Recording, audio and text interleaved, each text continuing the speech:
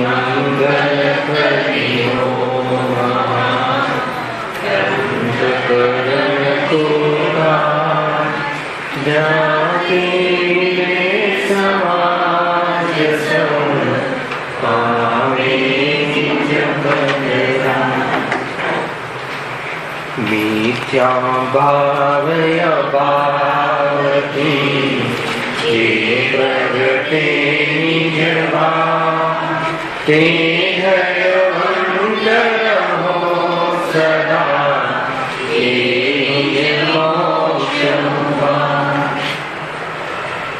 श्री मोक्ष मार्ग प्रकाशित ग्रंथ से बीजा अधिकार अंतर्गत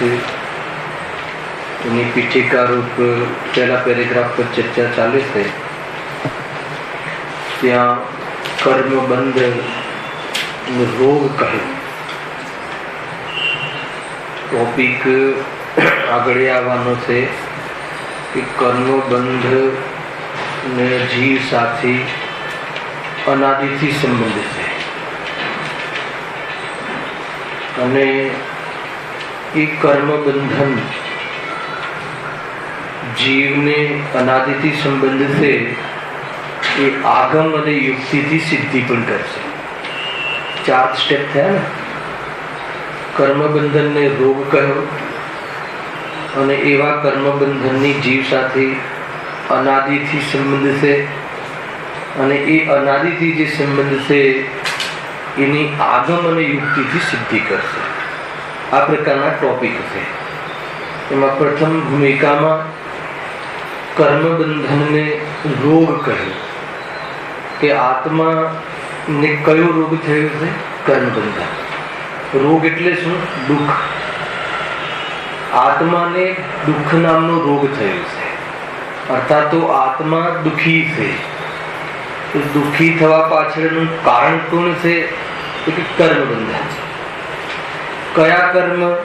તો કે દ્રવ્ય કર્મના ઉદયથી જીવ ભાવ કર્મના કારણે દુઃખી છે। આટલું કથન થયું। દ્રવ્ય કર્મના ઉદયમાં જીવ ભાવ કર્મથી દુઃખી છે। દ્રવ્ય કર્મ એટલે જ્ઞાનાવરણી આદિ જડ કર્મ અને ભાવ કર્મ એટલે મોહ રાગ દ્વેષ રૂપી ભાવ કર્મ। જીવને દ્વારા કરાતા કર્મ કયા કર્મ કરે છે? મોહ રાગ દ્વેષ રૂપી ભાવ કર્મ। દ્રવ્ય કર્મના ઉદયમાં સમજજો, મોહનીય કર્મના ઉદયમાં જીવ મોહને પ્રાપ્ત થાય છે, મોહ રૂપી ભાવ કરે છે। એનો અર્થ એ ન લેવો કે કોઈ દ્રવ્ય કર્મ ભાવ કર્મને કરાવે છે, કેમ કે અહીંયા તો પ્રવચન સાર પણ ચાલે છે। 16મી ગાથા સ્ટાર્ટ થઈ, સ્વયંભૂ। બહુ ઊંચી ગાથા છે। આત્મા સ્વયંભૂ છે, દરેક પર્યાય એની નિજ ક્ષણમાં થાય છે। બહુ ઊંચી વાત છે। ઘણી ચર્ચાઓ અમારે આ સંબંધિત થઈ હતી। દરેક પર્યાય કેવી છે? નિજ ક્ષણમાં થાય છે। આજે ગુરુદેવ કહ્યું ને, વિકારી પર્યાય બી પોતાના સટકારકથી ઉત્પન્ન થાય છે। સર્વજ્ઞની પર્યાય એના દ્રવ્ય ગુણથી થઈ છે એમ નથી। ગજબ છે હે ને? આત્માની અનુભૂતિ આત્માથી થઈ છે એમ નથી, અથવા આત્માએ કરાઈ છે એમ નથી। સ્વયં પર્યાયે આત્માની દૃષ્ટિ કરી અને આત્માનુભૂતિ કરી છે। ગજબ છે। કર્મના ક્ષયક્ષમથી તો નથી થઈ, કર્મના આવરણના અભાવથી તો નથી થઈ, પરંતુ દ્રવ્ય ગુણે કરાઈ છે એમ પણ નથી। સ્વયં વિના એ સ્વકાલમાં થઈ છે। નહોતી થવાની અને થઈ એમ પણ નથી, બીજી કોઈ થવાની હતી અને થઈ એમ પણ નથી, કોઈ કર્મના ભાવે કરાવી એમ પણ નથી, કોઈ દેવશાસ્ત્ર ગુરુએ કરાવી એમ પણ નથી, પરંતુ પોતાના દ્રવ્યએ કરાવી પડે એમ પણ નથી। કેટલા બધા સિમ્પટમ્સ આવે છે, એના સત્કારકથી સ્વયં થઈ છે। જ્યારે એ વાત ચાલે છે, અહીંયા જે વાત ચાલે છે એ બે વિરોધી લાગે છે। કર્મથી થાય છે, એ કર્મથી થાય છે એમ નથી કેવું। મોહનીય કર્મનો ઉદય હોય, સમજો રાજેશભાઈ, દર્શન મોહનીય કર્મનો ઉદય હોય, મિથ્યાત્વ કર્મનો ઉદય હોય અને જીવમાં મિથ્યાત્વ પરિણામ ન હોય, એમ 3 કાળમાં ના બને. 3 કાળમાં ના બને. પરંતુ મિથ્યાત્વ નામનું જડકર્મ મિથ્યાત્વ કરાવે એમ પણ 3 કાળમાં ન બને. અને દુઃખી શાનાથી છે? કર્મથી. કયા કર્મથી? ભાવ કર્મથી. આરોપ શાના પર આપ્યો? દ્રવ્ય કર્મ પર. દ્રવ્ય કર્મના ઉદયમાં, દર્શન મોહની આદિ કર્મના ઉદયમાં જીવ મોહરૂપ પ્રવર્તન થઈ અને દુઃખી થાય છે. આખું કથન આપી તમે જો આનું લોજિક શું છે. કેમ કે કર્મ રોગ, કર્મ બંધનને રોગ કહ્યું, દુઃખનું કારણ કહ્યું. રોગ એટલે દુઃખ. જીવને કયો રોગ થયો છે? દુઃખનો. તો દર્શન એક છે જડ મિથ્યાત્વ, એક છે ચેતન મિથ્યાત્વ. ખ્યાલ આવે કે નહીં? જડ મિથ્યાત્વ કયું છે? દ્રવ્ય કર્મ. એને એ દ્રવ્ય કર્મ પૂતગલ પરમાણુ મિથ્યાત્વ કર્મનો ઉદય થાય છે અને આ બાજુ જીવમાં એવી જાતિનો ભાવ થાય છે. એટલે ક્યારે એવું ન બને કે જીવ ભાવ કરે અને કર્મ ઉદયમાં ના હોય, એવું ના બને. પરંતુ કર્મના કારણે જીવે આ મિથ્યાત્વ મોહ ગ્રંથિ કરી છે એમ નથી. એ મૂળ વાત અહીંયા આવી. હવે જે મિથ્યાત્વાદી ભાવનું પરિણમન કરે છે તો પ્રશ્ન એ થાય છે કે દ્રવ્ય કર્મનો ઉદય થાય અને આ બાજુ જીવ મોહાદી ભાવ કરે. ઉદયનો અર્થ ખ્યાલ છે? ઉદયનો અર્થ જોડાવું.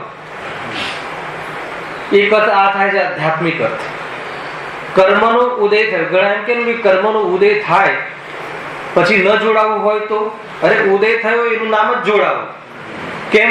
શું લોજિક છે કે આ બાજુ ઉદય થયો તો આ બાજુ પરિણમન બી તો થયું ને. પરિણમન થયું એટલે જોડાયો. જે પરિણમન થયું છે એનું નામ જ જોડાવું. કર્મના ઉદયમાં જોડાવું જરૂર થાય છે. ઉદયનો અર્થ જ એ કે જોડાઈ રહ્યું છે. આ બાજુ મોહનીય કર્મનો ઉદય ઘાતી કર્મમાં, અને અહીંયા પરિણામમાં મોહ થવો, રાગ થવો, દ્વેષ થવો, ક્રોધ થવો, એ જે પરિણામ થયા એનો એટલો જોડાયો છે. ગજબની વાત એ છે કે છૂટશે કઈ રીતે? હલાવે ને કે કર્મ અનાદિના છે, ઉદય ચાલ્યા રાખે છે. એવું તો બને નહીં ને ભરતભાઈ કે મિથ્યાત્વ કર્મ 2 સેકન્ડ માટે રોકાઈ જાય અને પછી હું આત્માનુભવ કરી લઈશ. તો કઈ રીતે થશે? એના માટે જ્ઞાન મહાન છે. જે વખતે મોહ ચાલતો હોય તો મોહમાં પણ તીવ્ર મોહ અને મંદ મોહ એવા વિભાગ પડે છે. કોઈ એમ કહે કે મોહ તીવ્ર અને મંદ કેમ થાય છે? તો કેમ કે એ સ્વભાવ નથી એટલે તીવ્ર અને મંદ થાય છે. એકરૂપ ન રહે. સ્વભાવ હોય તો એકરૂપ રહે. એટલે ઓટોમેટિક એ વિભાવ છે એટલે તીવ્ર થઈ જાય પણ રહી શકતો નથી. તીવ્ર પાછો મંદ પડી જાય છે અને મંદ થવાની પદ્ધતિ છે. કેમ કે મંદ થઈને અભાવ થાય છે. તો એ મંદતાના કાળમાં, મોહ મંદના કાળમાં, આ બાજુ દ્રવ્ય કર્મના મંદ ઉદયમાં બધું બરાબર લેજો. એ કાળમાં જીવ વિચાર કરી શકે છે. ગજલ છે. જ્ઞાન કરી શકે. શું? કે હું આ દ્રવ્ય કર્મના ઉદયમાં વશ થયો છું, પરાધીનપણાનો અનુભવ કરું છું, એ હું સ્વતંત્ર રીતે કરું છું. એવી રીતે નિમિત્તથી પૃથક જ્ઞાન કરવા માટે જીવ સ્વતંત્ર છે. એમાં કોઈ કર્મનો ઉદય કે એ વખતે કસાયની મનતા એમાં બાધક નથી. આટલો ખ્યાલ આવે કે ના આવે? બહુ ઊંચું સ્ટેપ છે. કેમ કે જીવને પહેલા નિર્ભય કરી દઈએ પછી આપણે કર્મની થિયરી કહીએ. તો કોઈને એમ થાય ને કે કર્મ ઉદયમાં આવે અને તમે કહો છો કે એવું બને નહીં કે મોહ ના થાય. હકીકત છે એવું ક્યારે ના બને. કોઈ જીવને દ્રવ્ય કર્મનો ઉદય હોય અને એ મુક્ત થઈ જાય એવું ક્યારે ના બને. અને અરિહંત પરમાત્માને પણ અઘાતી કર્મનો જ્યાં સુધી ઉદય હોય છે ત્યારે મુક્ત થતા નથી. પરંતુ કર્મે બાંધીને રાખ્યા છે એ વાત એને એમ છે નહીં. એ ગુરુદેવે એમાંથી શોધીને કાઢી. નહીં તો આપણે આજ સુધી એમ સમજતા હતા આને બાંધ્યા છે, આને બાંધ્યા છે, કે એને નથી બાંધ્યા. તું બંધાયો છે એ વખતે કર્મ ઉદય થશે. શું સ્ટાઇલ આવી, શું પદ્ધતિ આવી ભાઈ? કે દ્રવ્ય કર્મનો ઉદય થયો એમાં આપણે મોહનીય કર્મ બંધનમાં મુખ્ય છે. હે ને? મોહનીય કર્મ જડ કર્મ, એમાં લઈ લો દર્શન મોહનીય કર્મ. દર્શન મોહનીય કર્મનો ઉદય થયો. દર્શન મોહનીય કર્મનું નામ છે અને દર્શન મોહ આત્માની પરિણામની ખોટ છે. એ બે ખ્યાલ છે કે નહીં? જ્યારે દર્શન મોહ કહીએ, મિથ્યાત્વ કહીએ, ભ્રાંતિ કહીએ, વિપરીત માન્યતા કહીએ, વિપરીત અભિનિવેશ કહીએ, ખોટી માન્યતા કહીએ, આ બધી જીવની પરિણામની ખોટ છે. હે ને? દર્શન મોહનીય તો કર્મ થઈ ગયું, અને દર્શન મોહ, દર્શન વસ્તુ સંબંધી ખોટું દર્શન, એમ નામ મોહ. વસ્તુ સંબંધી ભ્રાંતિ, એમ નામ દર્શન મોહ. એટલો ખ્યાલ આવ્યો? તો આ બાજુ દર્શન મોહન્ય કર્મનો ઉદય છે, અને અહીંયા પરિણામમાં દર્શન મોહ છે.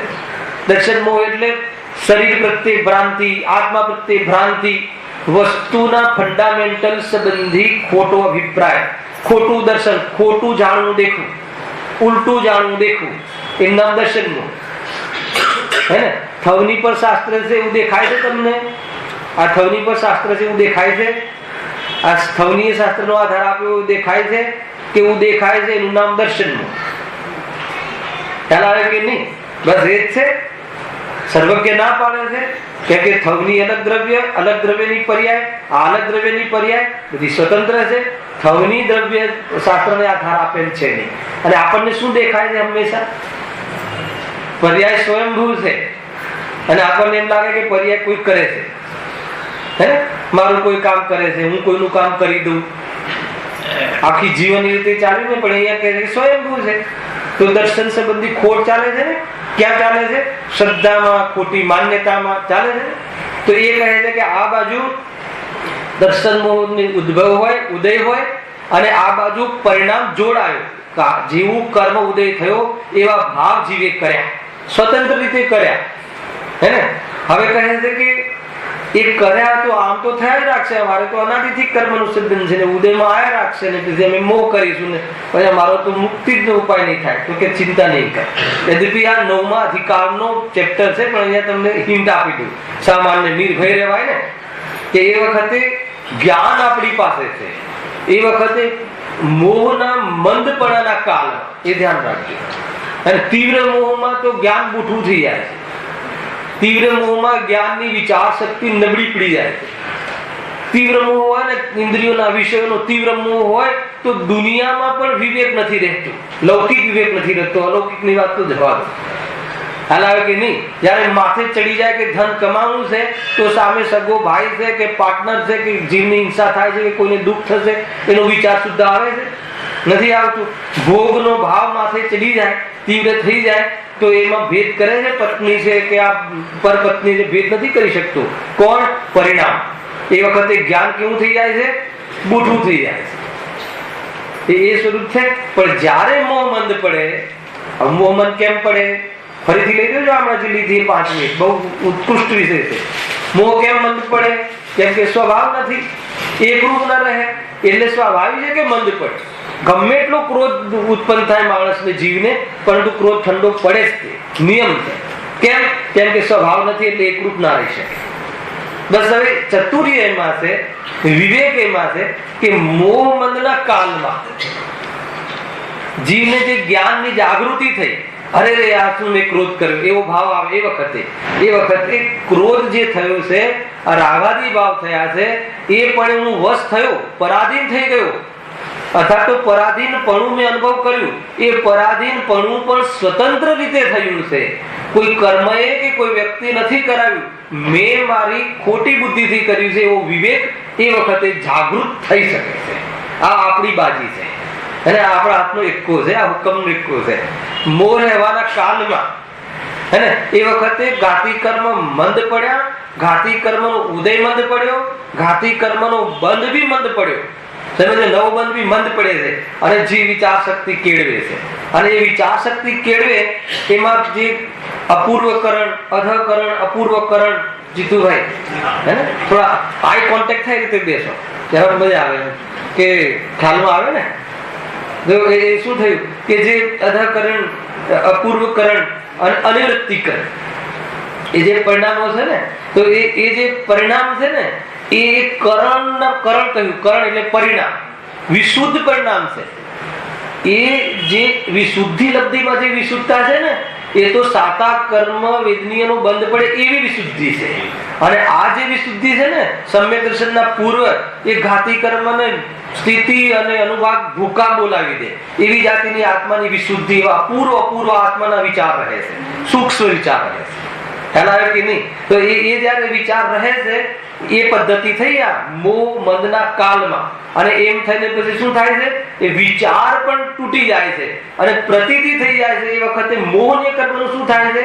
દ્રવ્ય કર્મનું ઉપશમ થઈ જાય છે. એ વખતે ઉદય નથી રહેતો. દીધું એ વખતે મોહનીય કર્મ શું થઈ જાય છે? મોહનીય કર્મ એમાં દર્શન મોહનીય લેવું. દર્શન મોહનીય કર્મ અર્થાત તો મિથ્યાત્વ કર્મ, અને ચારિત્ર મોહનીયમાં અનંતાનુબંધીની ચોકડી વાળું કર્મ. એ 5 પ્રકૃતિનું શું થઈ જાય છે? ઉપશમ, દબી જાય છે. દબી જાય છે એ વખતે ઉદય થતો નથી, અને અહીંયા શું થઈ ગયું? મોહ રહેતો નથી. અહીંયા શું થઈ ગયું? જાગૃતિ પ્રતીતિ થઈ ગઈ. હવે મિથ્યાત્વનો ઉદય આવી જાય તો જાગૃતિ તૂટી જાય, અને મિથ્યાત્વ જે ઉપશમમાં રહ્યું એનું શું થશે? તો કે એ બીજા કર્મરૂપ પરિણત થતા થતા નીકળી જશે. ખ્યાલ આવે કે નહીં? એમાં 3 ટુકડા થાય છે. એ બધું બહુ મોટો વિષય છે. એ જ્યારે આવશે ત્યારે વિશેષ લેશે. મિથ્યાત્વ, સમ્યક પ્રકૃતિ, પછી સમ્યક મિથ્યાત્વ પ્રકૃતિ, મિશ્ર પ્રકૃતિ.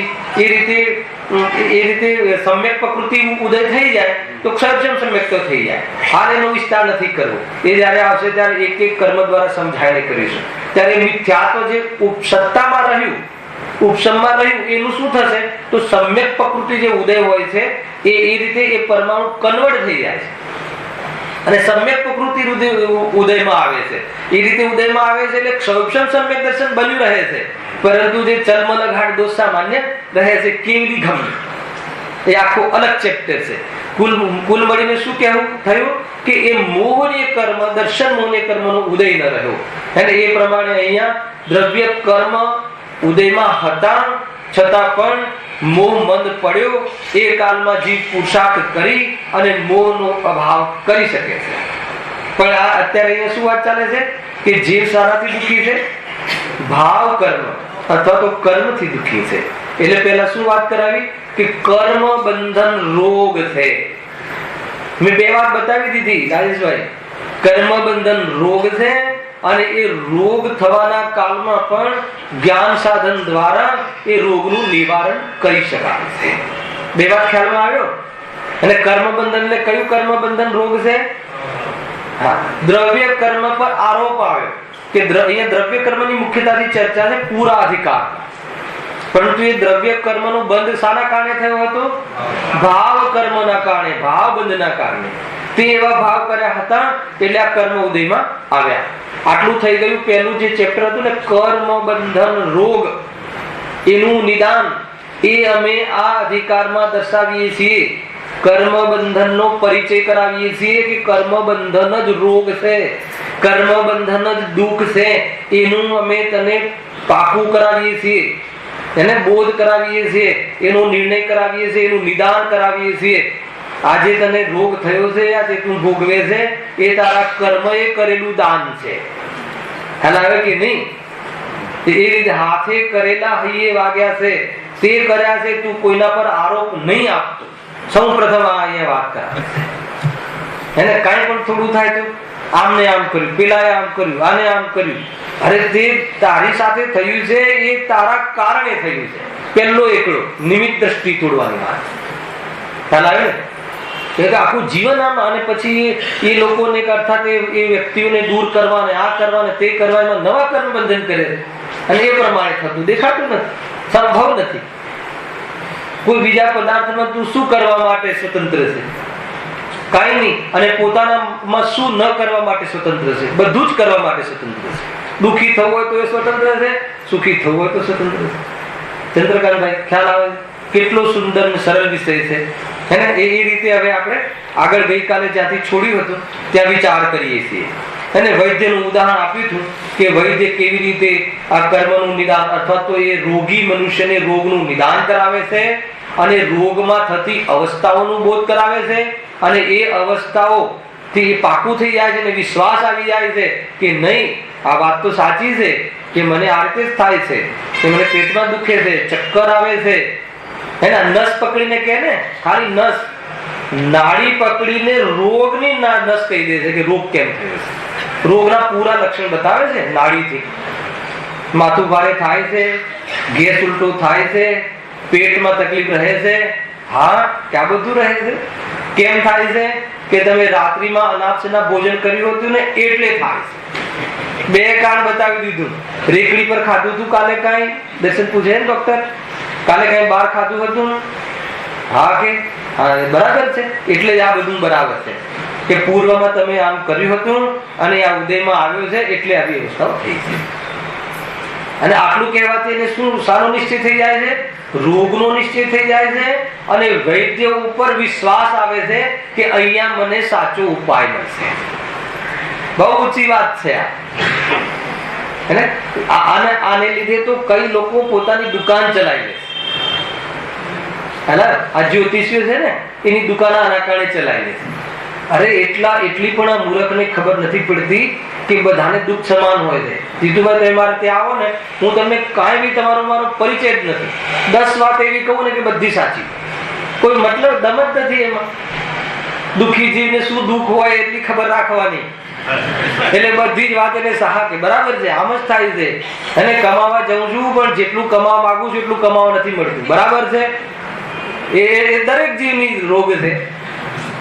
એનો વિશ્વાસ આવી જાય કે નહીં આ મારું ભવિષ્ય બરાબર કહેશે, પછી હાથ બતાવે ને હાથ માટે પૈસા આપે ને યજ્ઞ કરાવે, બધું કરાવે, અંધશ્રદ્ધામાં ઘૂસી જાય. પણ આ તો સુવૈદ્ય છે અને આ તો સાચા વૈદ્ય છે. એક એક પરિણતિ યુક્તિથી બતાવશે કે જો આ રીતે છે.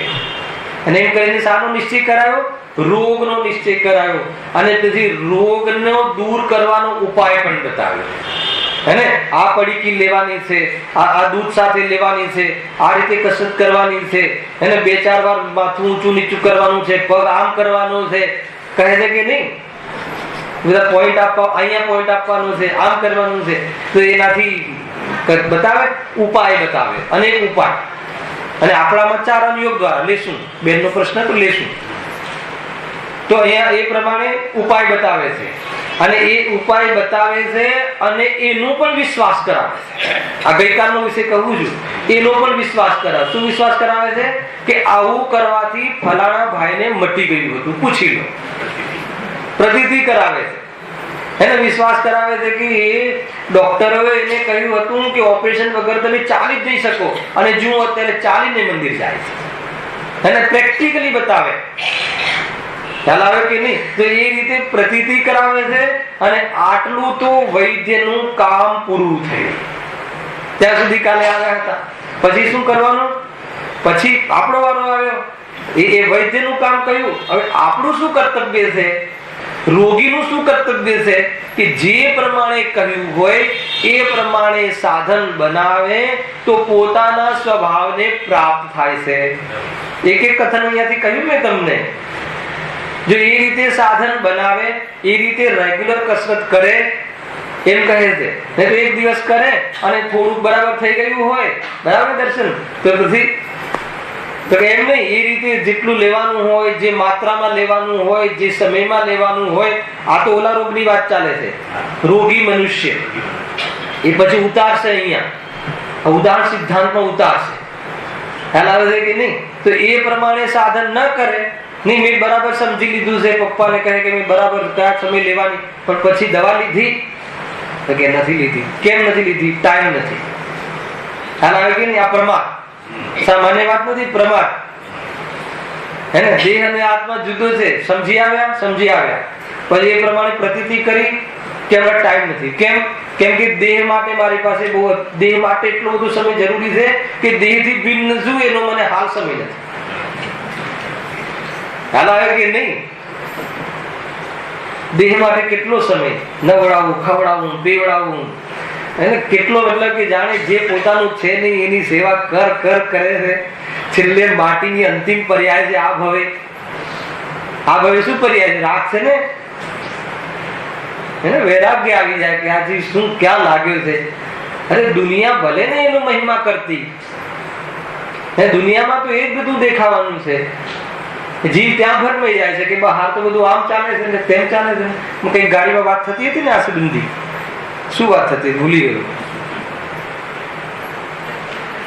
હે હા આ બધી જે પ્રવૃત્તિ ચાલે છે ને, રાત્રિમાં લગ્ન ને આ ને તે ને બીજું, કે ભાઈ આખી દુનિયા કરે છે ને, એને એ વસ્તુ સત્ય લાગે છે. કેમ કે એને ગમે છે અને દુનિયામાં એ બધું દેખાય છે. હવે દેહથી જુદા આત્માની વાત ક્યાંક ક્યાંક ચાલતી હોય, આખી દુનિયા દેહ પાછળ પડી હોય, જ્યાં બી એક પગથિયું ઉતરે તો આ જ બધું દેખાતું હોય, તો એને પછી જલ્દી વાત બેસતી નથી. મોહના કારણે. આ તો બાહ્ય કારણ બતાવું કે જયારે મોહ જેને તૂટી ગયો હોય ને એને બી આ બધું નહીં દેખાતું હોય, તો પણ જરા પણ પલટતું નથી, અખંડ અનુભવ કરે છે આત્મા, જરા પણ વિચલિત થતું નથી. સમજવા જેવું છે ભાઈ. સુખી થવું હોય તો આ માર્ગ છે, એ રીતે છે. જો ત્યાં સુધી આવ્યા હતા. હવે આગળ ક્યાં છે? આ પ્રમાણે આ રોગ થયો છે તથા એ રોગના નિમિત્તથી તેની જે અવસ્થા થતી હોય તે બતાવે, જેથી તેને નિશ્ચય થાય છે કે મને એવો જ રોગ છે. હા, વળી એ રોગને દૂર કરવાનો ઉપાય અનેક પ્રકારે બતાવે અને એ ઉપાયની તેને પ્રતીતિ અપાવે, અણાવે. એટલું તો વૈદ્યનું કામ છે. તથા જો તે રોગી તેનું સાધન કરે તો રોગથી મુક્ત થઈ પોતાના સ્વભાવરૂપ પ્રવર્તે. આ લીટી આપણે લાસ્ટ થઈ કે એ પ્રમાણે જો સાધન કરે તો, એ સાધન ન કરે તો કઈ ના થાય. સાધન કરે તો સ્વભાવને પ્રાપ્ત થાય છે. કયો સ્વભાવ? શરીરનો નિરોગીપણું. ત્યાં મનુષ્ય જીવનમાં નિરોગીપણું એ સ્વભાવ કહેવાય છે, એ રોગીનું કર્તવ્ય છે. આગળ હવે અહીંયા ઉતારશે. એ જ પ્રમાણે અહીં કર્મબંધન યુક્ત જીવને પ્રથમ તો કર્મબંધનનું નિદાન દર્શાવીએ છીએ કે આ પ્રમાણે કર્મબંધન થયું છે.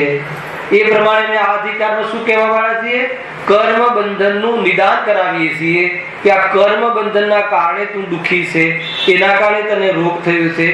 એ પ્રમાણે અમે તને એનું અહીંયા એ પ્રમાણેનો બોધ કરાવીએ છીએ. લખ્યું ને? એ પ્રમાણે કે આ પ્રમાણે કર્મબંધ થયું છે. કર્મબંધન એટલે ઉદય લેવું ભેગું. આ તને કર્મ ઉદયથી થયું છે.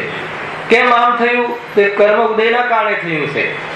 અને કેમ મતલબ કે શરીરમાં રોગ થયો, એવું શરીર મને મળ્યું તો કે તારા આસાતા કર્મનો ઉદય છે, અને કોઈ બીજું કોઈ કારણ નથી. તો એ અહીંયા એ પ્રમાણે બતાવશે. વળી એ કર્મ બંધનના નિમિત્તથી તેને જે અવસ્થા થાય છે તે દર્શાવીએ છીએ. આ બહુ મોટી વાત છે. આવે ને ત્યાં એ રોગથી શું દશા થાય છે એમ અહીંયા એક એક કર્મની એક એક ચીજો બતાવશે. જ્ઞાનાવરણીય કર્મથી ના ઉદયમાં તારું જ્ઞાન હીન થતું દેખાય છે. હવે જ્ઞાનાવરણીય કર્મનો બંધ કેમ પડ્યો? જ્ઞાનાવરણીય કર્મ જ્ઞાનહીન કરાવે છે, એ નથી ઘુસાડવાનું. પણ જ્ઞાનાવરણીય કર્મના ઉદયમાં તારું જ્ઞાનહીન થાય, તારું ઉપાદાન છે. પણ જ્ઞાનાવરણીય કર્મનો ઉદય કેમ થયો?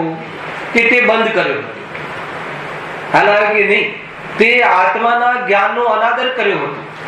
જ્ઞાન તને મળ્યું એનો દુરુપયોગ કર્યો હતો, એટલે તને ઝાડ જેટલું જ્ઞાન થવા લાગ્યું, ઝાડ બની ગયો. અને એકેન્દ્રિય જેટલું જ્ઞાન રહ્યું તારી પાસે, એ અહીંયા કહે છે. ખ્યાલ આવે છે કે નહીં? તો એ કહે છે કે જુદી જુદી જ્ઞાનાવરણીય, દર્શનાવરણીય, મોહનીય કર્મના ઉદયમાં મોહ ઉત્પન્ન થાય છે. જો આપણે 2-4 બાળકો હોય ને ઘરમાં, નાના બાળકો હોય, આપણે યાત્રાએ જતા હોઈએ તો એક બાળક તો એવું હોય, જમીનભાઈ, એક બાળક એવું હોય કે સીટ છોડે જ નહીં, ધડાકથી બેસી જાય, પહેલું દોડીને બેસી જાય. અને એક બાળક એવું હોય કે શાંતિથી કોઈ કહે તો બેસે, કોઈ કહે તો ઊભું થઈ જાય. હવે કોણ શીખવાડે આને? 2-3 વર્ષના બાળકને અને મુમુક્ષુ જે હોય મા બાપ, એ તો એવું તો નથી શીખવાડે ને કે સીટ પડાવી લેવી, કે તારે પહેલા બેસી જવું, કે પહેલા રૂમાલ મૂકી દેવો. એવું મુમુક્ષુ તો નથી શીખવાડે, નિયમથી નથી શીખવાડે. હે ને? એ શીખવાડે કે ભાઈ આકાશમાં અવગાહન શક્તિ છે, અને અવગાહન એ નિમિત્ત આકાશ છે. હે ને? એટલે તું જગાની પડાપડી નહીં કરતો, શાંતિથી કોઈ જીવ ઉભો હોય તો બેસવાની જગ્યા આપજે, એવો ભાવ રાખજે. આપણે એવું શીખવાડીએ ને. તો એ બાળકોને કોને શીખવાડ્યું? 2 બાળકો. અરે એ માની લો કે શું કહેવાય પેલા સાથે જન્મે, એને જોડિયા જન્મે, ટ્વિન્સ. હા, ટ્વિન્સ થાય તો પણ એ બંનેના પરિણામ અલગ અલગ હોય. કેમ? ખ્યાલમાં આવે છે કે નહીં? કે કર્મનો ઉદય અલગ અલગ છે. એક માતાના પેટે એક સાથે જન્મેલા 2 ભાઈ કે 2 બેન કે ભાઈ બેન, એના પરિણામ અલગ અલગ હોય. એટલે કે આઘાતી કર્મના ઉદયમાં કે આવી સ્થિતિ થાય. કેમ આમ કરે છે? તો કે એને એવી જાતિનો મોહનો ઉદય છે. તરત જ તમારે નિવૃત્ત થવું હોય તો એવી જાતિનો મોહનો એ જીવને ઉદય છે, એટલે એવા પરિણામ કરે છે. અને અલગ અલગ પ્રકારની સ્થિતિ થાય છે. કોઈ કાંઈ પરિણામ કરતું દેખાય, કોઈ કાંઈ પરિણામ કરતું દેખાય. એ રીતે અગાતી કર્મમાં પણ લઈ લો, અલગ અલગ અવસ્થા દેખાય છે. કોઈને દીકરો માનતો દેખાય, કોઈને દીકરો માનતો ના હોય, એવા બધા યોગ થાય. કોઈને યશ પ્રકૃતિ, કોઈ સારા કાર્ય કરે તો પણ યશ ન મળે, અને કોઈ ખરાબ કાર્ય કરે તો પણ યશ મળે. કેવું? જો અલગ અલગ જાય છે ને, કે આટલું સંસ્થામાં કામ કરું છું પણ મારું નામ પણ લેવાતું નથી, કેમ કે યશ પ્રકૃતિનો ઉદય નથી. હે ને? અને કોઈ છોકરો ખોટા કામ કરે તો પણ એને હાર તો ન પહેરાવવામાં આવે. ગજબ ગજબ અલગ અલગ અવસ્થા છે. કોઈ બુદ્ધિ જુઓ, જ્ઞાનમાં જ્ઞાન આવે ને, કોઈની બુદ્ધિ ઓછી હોય, સમજો, મતલબ કે એને એટલી બુદ્ધિ ના હોય કે એક પ્રોડક્ટમાં 100 ગ્રામ લાગે તો 100 પ્રોડક્ટમાં કેટલું લાગે ગણતા ના આવડે, સમજો. પરંતુ એ 10 ફેક્ટરીનો માલિક હોય, ખ્યાલ આવે કે 1 2 નહીં, 10 ફેક્ટરીનો માલિક હોય, અને જે આવી કોસ્ટિંગ કોમ્પ્યુટર કરતા ફાસ્ટ ગણી આપે, એ આખું જીવન એને ત્યાં નોકરી કરતો. ગજબ છે. શું ન્યાય છે કે અન્યાય છે? દુનિયાને શું લાગે? અન્યાય. એનો જવાબ ક્યાં મળે? કર્મ સિદ્ધાંત. બને છે કે નહીં? સીએ હોય તો પણ, અરે કોઈ ડોક્ટર હોય, અરે ઘણા BAMS ડોક્ટર હોય ને, એને ત્યાં લાઈન લાગે છે, અને MD કરેલું હોય તો એને શોધવા જવું પડે છે પેશન્ટ. એવું પણ જોવા મળે છે. તો શું છે આ બધું? બુદ્ધિહીન હોય તો બી બહારમાં અઘાતી કર્મનો જબરજસ્ત ઉપકાર હોય. સાદા કર્મ વેદને પુણ્ય કર્મ જબરજસ્ત અલગ અલગ. અને એક જ વ્યક્તિને અલગ અલગ સ્થિતિઓ બને. એક જ વ્યક્તિને ધન સંબંધી બહુ અનુકૂળતા હોય, પણ શરીર સંબંધી બહુ પ્રતિકૂળતા હોય. મિત્રો યશ આપતા હોય અને ઘરવાળા પૂછતા ના હોય, શાક સમારોહ બેસાડતી બને છે કે નથી બનતી. અને બહાર તો રૂવાડો હોય, ગાડીમાંથી ઉતરે તો 10 જણ સલામ મારતા હોય ને ઘેર કેમ? આ બધું એક જ વ્યક્તિમાં તમે જુઓ તો આ બધી કર્મની સ્થિતિ, કર્મના ખેલ છે. હવે આ કર્મના નાટક છે કે બહારમાં જુદી જુદી જાતિ બને છે કે નથી બનતું. આ તો એ વખતે વિચાર ના આવે કે આમ કેમ થતું હશે? હે ને? રાજા ઋષભદેવ, મુનિરાજ ઋષભદેવના પલ્લામાં તમે ભોજન નો પુણ્ય નહોતું 6 મહિના સુધી. ખ્યાલ આવે કે નહીં?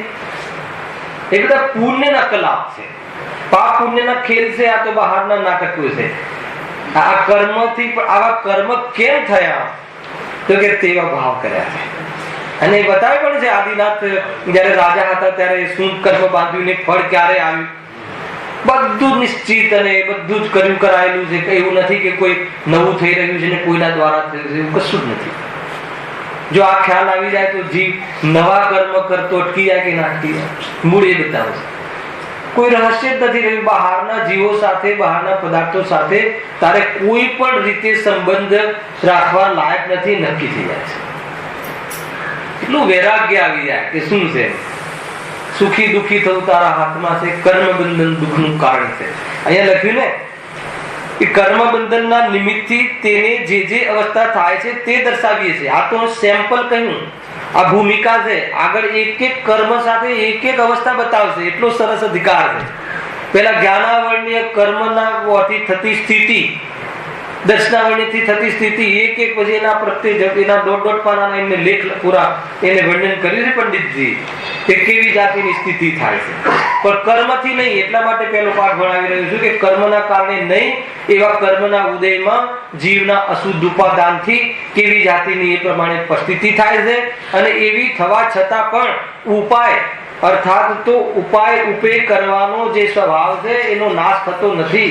તારી પાસે જે સુખી થવાનું કારણ નષ્ટ થયું નથી, એ આપણું વરદાન છે, આપણા સ્વભાવનું. અને બતાવવા વાળાનો અનંત ઉપકાર છે ગુરુદેવનો કે અરે તું ગમે તેવું કર્યું પણ તારા સ્વભાવમાં કાંઈ નથી આવ્યું, તું તો ભગવાન છે ને. એમાં એ વાત પેલો કહે કે હું મનુષ્ય છું, હું સ્ત્રી છું, અને હું બહુ દુઃખી છું. અરે તું તો ભગવાન છે ને, ભગવાન સ્વરૂપ છે ને. અને એ ભગવાનને જોતો પછી તને દુઃખ દેખાય છે. કેટલી સરળ ભાષામાં એ આ સિદ્ધાંતો કર્ણામ યોગના માધ્યમથી સમજાવશે. હે ને? સાદી સાદી વાતો સાદી ભાષામાં કહી દીધી ને એટલે આપણને કિંમત ન લાગી. પણ જરા બરાબર કર્મોનું ગણિત કરાવે ને આ કરાવે તે કરાવે તો લાગે કે આ તો કઈ હે ને ગુરુદેવ એ બધી વાતો કહી દીધી ઈશારામાં.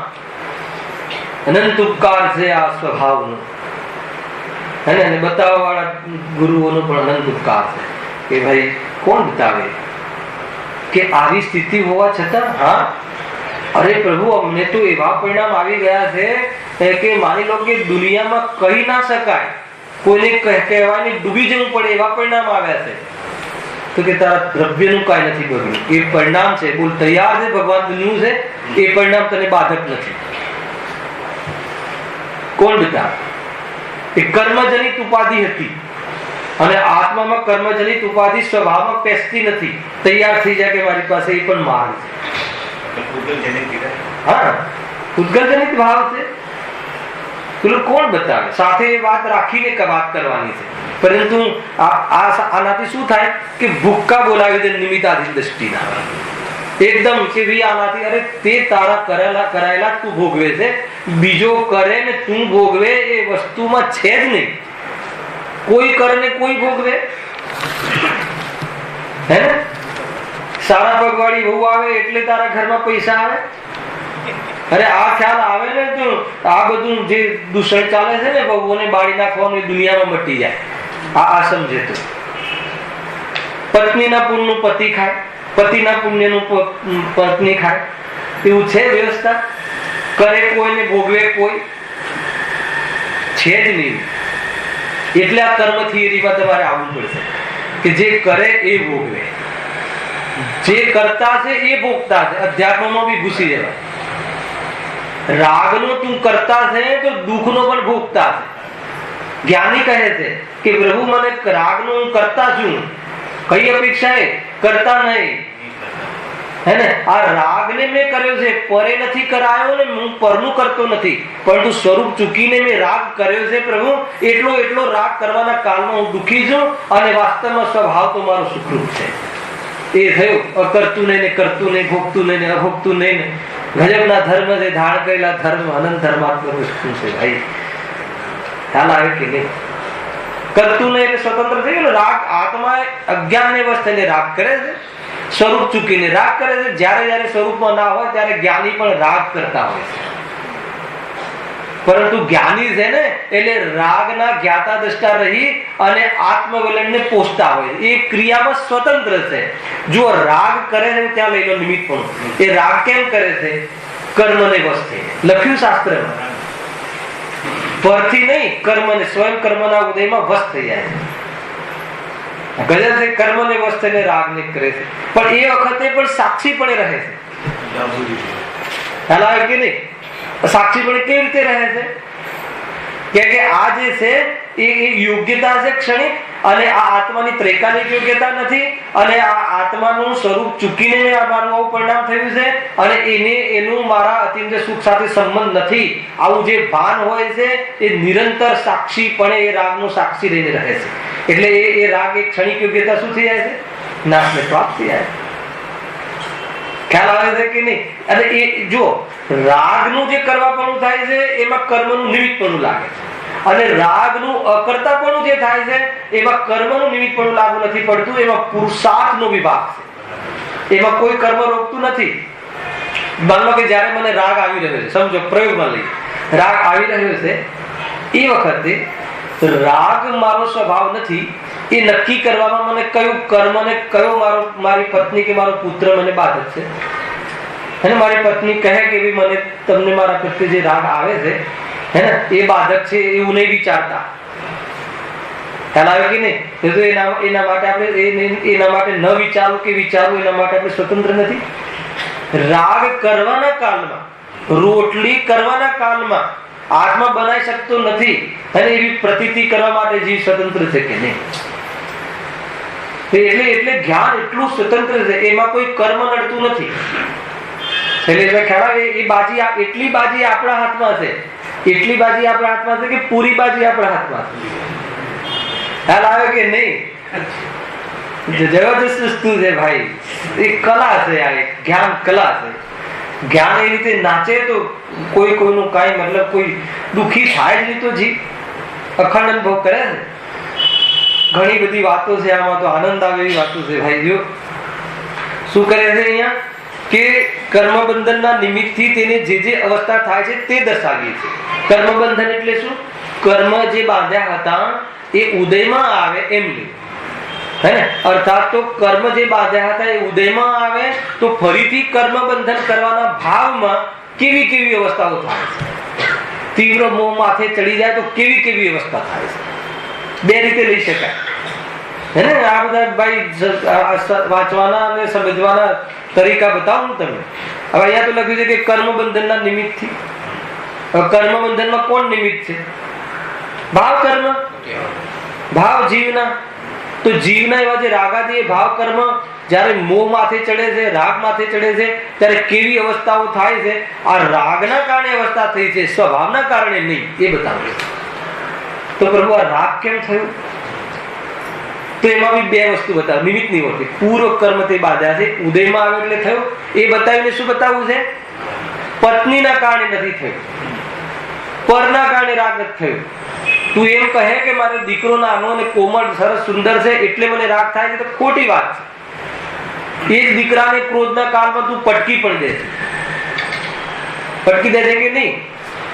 કેટલી વાર રાગ રહે, આખી રાત જગાડે, બરાબર પેલા તો પ્રેમથી ને દીકરો છે ખોળામાં રાખે, અને પછી શું થાય છે?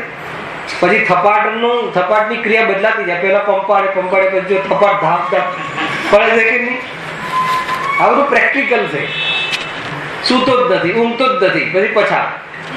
કેમ? શું થયું? રાગનું સુંદર હતો, કોમળ હતો, હે, બહુ મતલબ ક્યુટ હતો. હવે શું થયું? રાગ કેમ બદલાઈ ગયો પૂરું? શું લોજિક છે? કહે છે કે એના કારણે નતો થયો. એ વખતે તારા રાગ કર્મનો ઉદય હતો અને અત્યારે તારા ક્રોધ કર્મનો ઉદય છે. નિમિત્ત તરીકે. અને ઉપાદાન તરીકે જોઈએ તો સ્વભાવને ચૂકીને તું આ રાગ ને દ્વેષની ઊંધાઈ કરે છે. આ ઉપાદાન, અશુદ્ધ ઉપાદાન. હાલ આવે કે નહીં? સ્વભાવને ચૂકે તો બીજું કરે શું? તું રાગ દ્વેષ શું કરી શકે? આત્મા બહારમાં પરનું ના કરી શકે. રાગ દ્વેષ કરે એટલે જેવું તું સ્વરૂપ ચૂકે છે એટલે તું બહારમાં આવા જાતના રાગ દ્વેષ કરે છે. સ્વરૂપની સાધના ચૂકે છે એટલે બહારમાં તો આવા કરે છે. જ્યારે જ્યારે જીવ સ્વાધ્યાયમાં દેખાય ત્યારે સ્વરૂપની સાધના ભંગ થઈ છે. સ્વાધ્યાયમાં પેલા રાગની તો શું વાત કે, પરંતુ સ્વાધ્યાય આદિ સ્વરૂપમાં જવામાં હેતુ બનતા હોવાના કારણે એ ભાવને ત્યાં જીનવાણીમાં સ્થાન આપવામાં આવ્યું નિમિત્ત તરીકે. ખ્યાલ આવે? બધી વાતો સમજાય રહી છે, અને કોઈ વાત ગુપ્ત રાખી નથી જ્ઞાનીઓએ. એને તારું સ્વરૂપ પણ ગુપ્ત નથી, અગુપ્ત છે. હર સમય દસ્તક દે છે જાણવાનો સ્વભાવ. અને ક્રોધાદી મંદ પડે છે એનો અર્થ એ થઈ ગયો કે તારો સ્વભાવ નથી. હર સમયે તારું પોત પ્રગટ થાય છે. એક વખત નિર્મલ દ્રષ્ટિ રાખીને તું તારા તરફ જોઈ લે કે દુનિયામાં દરેક વસ્તુ જેમ છે એમ છે, ચાલી રહી છે. જે સમયે જે પર્યાય થવાના કાળમાં થઈ રહી છે. તારું કોઈ દાયિત્વ બહારમાં છે જ નહીં. બહારમાં તારી કોઈ જવાબદારી છે જ નહીં. એને મામેરું હોય ને કઈ પણ હોય, હશે 2-5 જણ તો મામેરા વાળા આજે હશે. સામે મામેરું છે ને, ખ્યાલ આવે કે નહીં?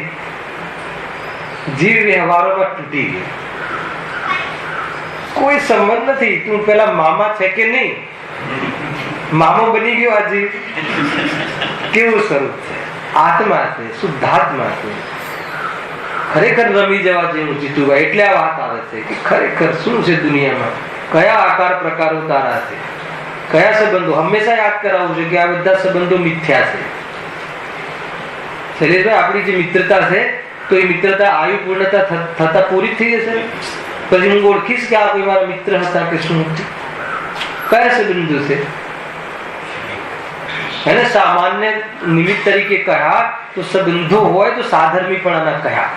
જાગૃત કરે દર વખતે, બતાવે કે ભાઈ બહુ ઉલझવા જેવું નથી. તો એ સાચો સગો બહારમાં, ખરેખર તો આત્માનો કોઈ સગો જ નથી.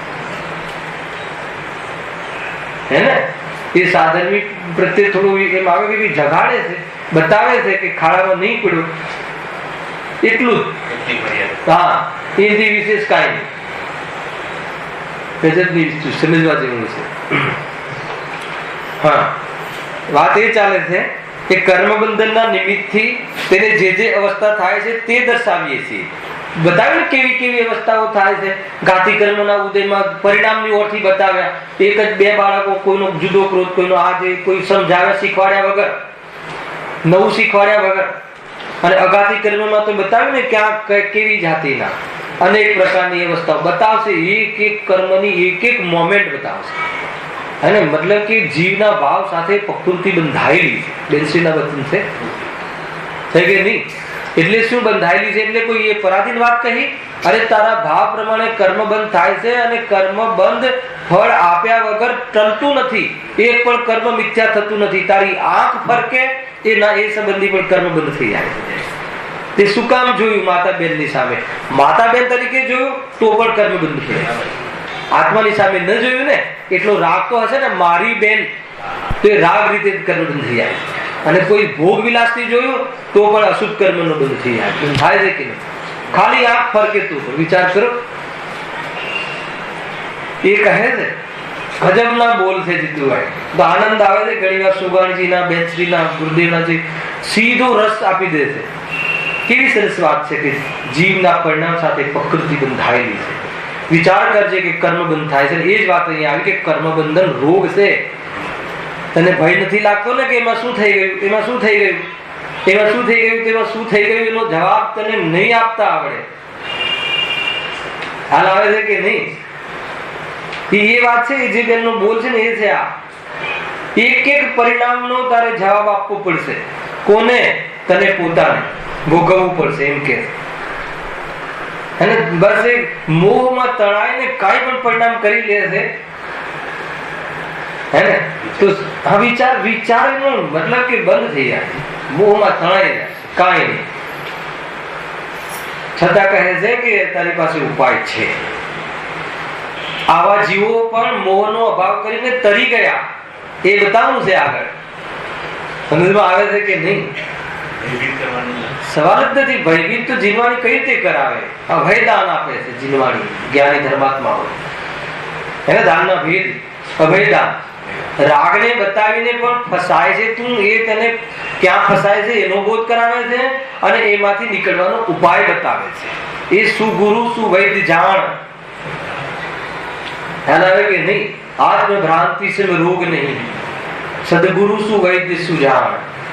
પછી શું છે? ગુરુ આજ્ઞા સે પથ્ય નહીં, ઔષધ વિચાર ધ્યાન. કઈ ઔષધિ છે? ધ્યાન. કોનું ધ્યાન? શુદ્ધાત્માનું, જે તમારે ગાથાઓ ચાલી રહી છે. શુદ્ધોપયોગ. શુદ્ધોપયોગ કેવલ જ્ઞાનને લાવે છે. મોહરાગ દ્વેષને નાશ કરી નાખે છે. સ્વરૂપમાં રમે એને કયો મોહ ઉત્પન્ન થાય? કીડી ચોટે, સાપ ડંખ મારે તો આત્માને ક્યાં મારે છે? એવું જેને ભાન વધતું હોય એ શું કામ ડગે?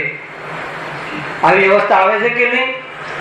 આ કર્મના ઉદયમાં આવે છે કે કર્મના ભાવમાં આવે? આ મોહનીય કર્મના ભાવમાં આવી અવસ્થા આવે છે. મોહનીય કર્મના ભાવના કારણે આવે છે કે શુદ્ધ ઉપાદાનના કારણે? શુદ્ધ ઉપાદાનમાં આત્માના કારણે આવે છે કે ક્ષણિક યોગ્યતામાં આવે છે? અને આવે કે આજની ગાથા 16મી એ શું બતાવે છે જીતુભાઈ? કે એટલી પર્યાય જે થઈ એનું પણ અભિમાન નહીં. મુનિરાજ કહે છે કે આ શુદ્ધતા પણ આવવાના કાલે આવી છે, એનું હું કરતા નહીં. કેમ કે એનું કરતા સ્વયં પર્યાય, સ્વયં કર્મ, સ્વયં અધિકરણ, સ્વયં સંપ્રદાન, સ્વયં ખ્યાલ આવે કે છે ત્યાં લાગુ પડે. અને એ સ્વકામની પર્યાય જે છે ને, એ પર્યાયનો કરતા પણ હું નહીં તો હું કોણ? ખ્યાલ આવે કે નહીં? જ્ઞાતા આખો જે મેળ છે ને બધું એક જ ચાલે છે. ક્યાંયથી પણ વાત તો એક જ છે. ગજબની વાત છે ભાઈ. રાગની પરિણતિ નથી થતી એમ નથી કેવું.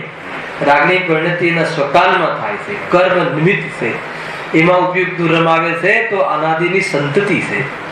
સંતતિ રૂપ તું દુઃખી થઈ રહ્યો છે. ક્ષણભર માટે તારું દુઃખ રોકાઈ ગયું હોય એમ નથી. ક્યારેક કસાયની મનતામાં ને પુણ્યના ઉદયમાં તું ભ્રમ કરી લે છે કે મને થોડીક સુખની પડો છે, તો કે ભૂલ કરે. આત્મ અનુભવ વગર સુખ થતું નથી. જીવ કેવો છલાય છે. ત્રણ લોકનો નાથ, સર્વજ્ઞનો સ્વામી, અનંત સુખનો ધણી, સામાન્ય 5 ઇન્દ્રિયના વિષયોમાં આટલું અનંત કાળના સુખને ભૂલી જાય છે. સામાન્ય 2-5 મિનિટની રમતો છે. આ બહારના 5 ઇન્દ્રિયોનું 2-5 મિનિટની રમતો છે. અને રસગુલ્લા પેટમાં ગયા તો કયો આનંદ આવી ગયો? ખ્યાલ આવ્યો કે નહીં? થોડોક વિકલ્પ હતો, એ નબળો પડ્યો, ઠંડો પડ્યો, એટલે થોડુંક તને આકુલતા મટી. હવે તો ભ્રમ કરી લે છે કે નહીં, આ સારું, આ સારું, આ સારું. ખાવા પીવાના, ભોગવવાના 2-5 વિષયોમાં જીવ એને પોતાના અનંત કાળના સુખને દાવે લગાવી દે છે. જીવની મૂર્ખતા પણ ઘણી. આજે ભાઈ જાગવા જેવું છે. એને જલ્દીથી જલ્દી ત્વરાથી રક્ષક થવું જરૂરી છે. શ્રીમદજી કહે છે ને, કાલે નહીં, છોકરાઓના લગ્ન થઈ ગયા પછી નહીં, છોકરો ભણી લે પછી નહીં. હાલાવે કે નહીં? ઘણું જોયું છે મેં આ બધું, કે છોકરાઓના લગ્ન થઈ જાય ને પછી એ છોકરાનું લગ્ન થઈ જાય એટલે 2-3 મહિનામાં ફોન આવે કે તમે નાના બનવા વાળા છો, અને તમે દાદા બનવા વાળા છો, તમે મામા બનવા વાળા છો. પતી ગઈ. પછી એમાં લાગી જાય. પછી કે છોકરું થયું એટલે હવે શું કે હવે એને કેટલું છોકરો નોકરી જાય ને વહુ કામ કરે તો થોડુંક એની સંભાળ રાખવી પડે. એને મોટું કરવા માટે ઉપયોગ આપે. અરે એનો અંત ના આવે. જોઈ લેજો ભાઈ, આપણે ભણતા ને સાથે એ વખત ઘણા મિત્રો છે કે નહીં, 2-5 વર્ષ પછી જે તું કરે છે ને આપણે કરીશું, નક્કી કરીશું. આજે પણ એ જીવ એમ જ કહે છે કે થોડાક સમય પછી કરીશું. આજે પણ એમ કહે શૈલેષભાઈ, સાથે ભણતા ને સાથે હતા, ક્લાસમેટ, હોસ્ટેલમાં જોડે હતા ને ભાઈ, તો આજે પણ મિત્રને ફોન કરીએ ને, શું ચાલે છે કે હમણાં થોડુંક દરિદ્રતાનો ખ્યાલ આવે કે જીવ કેટલો દરિદ્ર છે. પોતાના માટે સુખી થવાની વાત કરીએ તો એમ કહે કે હમણાં સુખી નથી થવું. અર્થ ખ્યાલ આવ્યો ને? ના, મારે હમણાં સુખી નથી થવું એમ. હા, વિશેષ. હા, મૂડી કરતા વ્યાજ વાળું પાછું એમ કે કેવી મૂર્ખતા છે એને. છી પી ખોડામાં કરે તો પણ ગમે. ખ્યાલ આવે છે કે નહીં? એવું તો સ્વરૂપ છે. જીવને રાગમાં મળ પણ ગમે છે, જીવને રાગમાં મલિનતા પણ ગમે છે. રાગનું સ્વરૂપ કેવું છે બોલો? હા, જયારે જ્ઞાન કરે તો એને ખ્યાલ આવે ને શરમ આવે કે અરે કેવી જાતિના પરિણામ કરું છું. એનાથી શરમજનક ભાવ ટળતા નથી. જલ્દીથી ચેતી જવા જેવું છે. એને આ મનુષ્ય ભાવ જેના માટે મળ્યો છે ને, મુનિ અવસ્થા સુધી જઈ શકીએ છીએ. અને ન જવાય, પુરુષાર્થ ન જાગે તો કમસે કમ એટલી શ્રદ્ધા કરી અને સમ્યક દર્શન પ્રાપ્ત કરી લેવા જેવું છે. ખ્યાલ આવે કે નહીં? પૂર્ણતાના લક્ષ્ય શરૂઆત કરવા જેવી છે. પૂર્ણતાના ક્રમે પૂર્ણ થશે, પરંતુ પૂર્ણતાનો અનુભવ ક્ષયક્ષમ અર્થાત તો અલ્પ પર્યાય કરી લે છે. અલ્પ પર્યાયમાં પૂર્ણતાનો સ્વાદ આવે છે, નિર્ણય કરે છે. સર્વજ્ઞતાનો નિર્ણય અલ્પ પર્યાય કરે છે. જલ્દીથી જલ્દી સમજી લેવા જેવું છે. બાકી બધામાં દમ નથી. બાકી બધામાં શું વાત કરે? હાલ દર્શન આમ કરીશું ને, આ ટાર્ગેટ છે ને, નહીં તું તમારે તમને સંતોષ થઈ ગઈ કહે મને, મારે તો હોય ને સપના, શું કરે? ખ્યાલ આવે કે નહીં? અંત નથી. સ્વપ્ન કોને કહેવાય ખબર? જે સાકાર ન થાય. ખ્યાલ આવે કે નહીં? આ બધું સ્વપ્નવત છે. દુનિયા ક્યારે પણ પોતાની થતી નથી. કોઈ વસ્તુ પોતાની થતી નથી. રહસ્ય આજે જ જાણી લે, આનંદ આવી જશે. હા, વસ્તુ વ્યવસ્થા એવી છે, સૃષ્ટિનું સ્વરૂપ એવું છે. અને બસ એની અનુભૂતિ થઈ જાય તો જીવ આનંદ કરે. જો અવસ્થા થાય છે તે દર્શાવી છે કે જે વડે જીવને નિશ્ચય થાય કે મને એ જ પ્રમાણે કર્મ બંધન છે. એને નિશ્ચય થાય. આ બતાવીએ ને કે જો જો તું ઓલો મતલબ કાંઈ પણ મતલબ ભણ્યો નથી તો પણ ધન આવે છે, અને તું જો આટલું ભણે છે તો પણ કાંઈ નથી આવતું, એનો અર્થ એ થઈ ગયો કે બહારમાં તે સમય બગાડ્યો છે એટલે ધન આવે છે એમ નહીં. એટલે તું ઉપયોગ નહીં બગાડ, સ્વરૂપમાં જા. હાલ આવ્યો કે નહીં? અર્થાત તો તું રાગદ્વેષ નહીં કર કે એને સારી એપ્રોચ છે ને એના સારા કોન્ટેક્ટ છે ને એને કશું નથી, કોન્ટેક્ટ કાંઈ નથી. એ જ કોન્ટેક્ટ દુબાડી પણ દે છે. કયા સારા કોન્ટેક્ટ? કર્મનો ઉદય આવે તો થપાટ લાગે ને, તો 50 વર્ષે જે 5000 કરોડ ભેગા કર્યા હોય ને તો બ્રેડ ખાવા માટે લાઈનમાં ઉભો હોય. મોરબીનું એક મિનિટે પૂર ચડે, હમણાં નીકળીશું, અને એક મિનિટે એક ફૂટ ચડે, બહાર જ ના નીકળી શકે, ગુરુદેવ કહે. તો એવું છે સંસારમાં, હમણાં નીકળીશું, એકેન્દ્રીયમાં જતો રહ્યો, અવસર જ જતો રહ્યો, ડૂબી ગયો. મનુષ્ય ગમલ્યો ને, હમણાં કરી લઈશ, બસ થોડું આ કરી લઈશ, થોડું પછી કરી લઈશ. માથે એવું ચડી ગયું કસાય કે જેને જ્ઞાન એટલું હીન થઈ ગયું કે અસંગની પંચેન્દ્રિય થયું કે એકેન્દ્રિય થયું. આત્માનો વિચાર કરવાની યોગ્યતા ના રહી, દુઃખ દૂર કરવાના ઉપાયની બુદ્ધિ ના રહી, વિચાર શક્તિ ન રહી, મન ન રહ્યું. ક્યાં કેવું થઈ ગયું? ખ્યાલ આવ્યો કે નહીં? અને સંયોગની વાતથી જોઈએ તો કહે છે ગુરુદેવ મોરબીનું વ્યાખ્યાન જયારે આવે ને, કહે કે જે અરબોપતિ હતા એ બ્રેડના એક ટુકડા માટે લાઈનમાં ઉભેલા જોયા. ખ્યાલ આવ્યો કે નહીં? બધું તણાઈ ગયું, અને તેથી શું ઉપરથી પ્લેનથી પડે તો એ પડાપડી કરે એક ટુકડા માટે. એવી સ્થિતિ થઈ જશે. એટલે તું બહારમાં કોઈ અહીંયા કહે છે એટલે કે જો આ ઉદાહરણ આપે ગુરુદેવ, જો એટલા માટે તું બહારના અભિમાન કરે છે, સમય બગાડે છે, કરવા જેવું નથી. પ્રતિતિ નક્કી કરતું એ તને થયું, અથવા તું કોઈના પર આરોપ નહીં આપ. પ્રભુ આવું કેમ થયું? આખું બિલ્ડિંગ સળગે ને એક જણની ઓફિસ ના સળગે, એવું કેમ થયું? ગજબ છે. પ્લેન નો ક્રેશ થાય ને, એક 8 વર્ષનું બાળક બચી જાય ને બાકીના 799 મરી જાય. આવું કેમ થયું? તો કે બસ જો પ્રતીતિ કર કે આ બધા કર્મના ખેલ છે, અને આવા કર્મના ખેલમાં તારે ના રમવું હોય તો ચલ મારી સાથે, ચલ બતાવું કે આત્માનુભૂતિ કરવા તૈયાર થાય. હવે તો અંત લાવ કર્મનો. આ કર્મનો અંત આવી શકે છે, અને સ્વભાવનો અંત નથી આવી શકતો. સંસાર અવસ્થા અનાદિ શાંત છે, અને સ્વભાવ અનાદિ અનંત છે. ચોઈસ કર, નક્કી કરી. ખ્યાલ આવે છે કે નહીં? આ જે બી સંસાર અવસ્થા ભલે અનાદિ ની કહેશું, પણ અનાદિ શાંત છે. શાંત પડે છે ભવ્ય જીવને. તું ભવ્ય છે કેમ કે આત્માની વાત સાંભળવા આવે, જરા પણ ઓછું નહીં, આટલું સિદ્ધોથી તૈયાર થઈ જાય. શું સ્વરૂપ છે આત્મા?